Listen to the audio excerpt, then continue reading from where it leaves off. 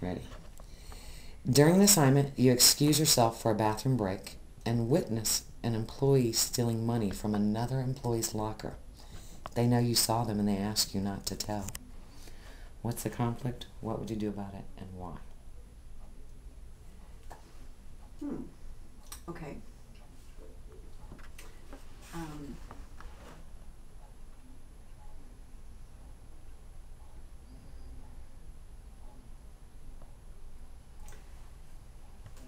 The conflict is that I have witnessed a violation of the law. And the person has asked me not to tell. So what do I do? Our code of professional conduct clearly states that when there is a federal or state law or regulation, that supersedes the code of professional conduct. And whenever the interpreter is in a situation where there's a conflict between the law and the code of professional conduct, the law takes precedence. We would follow the letter of the law, the rule of law. So I would tell. That would be my solution. I would tell. The perspective of the deaf person is that they would find out that, let me back up. That's the problem, and that's how CPC would address it. The perspective of the deaf person is that they are having a meeting and they probably are not aware of what's happening in the locker room.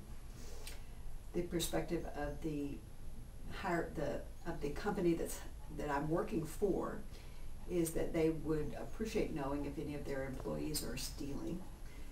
The perspective of the hearing employee who is stealing is that they hoped that the interpreter wasn't going to tell because confidentiality reasons.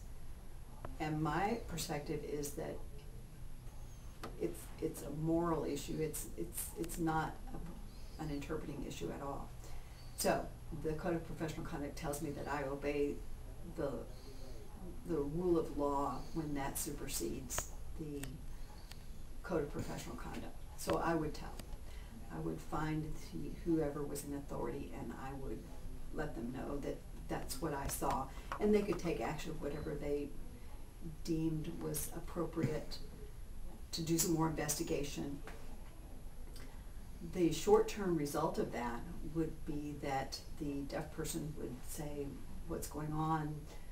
Why is all this happening? And why is my interpreter involved in that?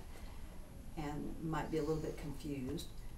The hearing person would be upset and wish that they would never have interpreters in meetings because they would blame the interpreter for seeing them. And I would feel a little bit awkward because of witnessing that crime.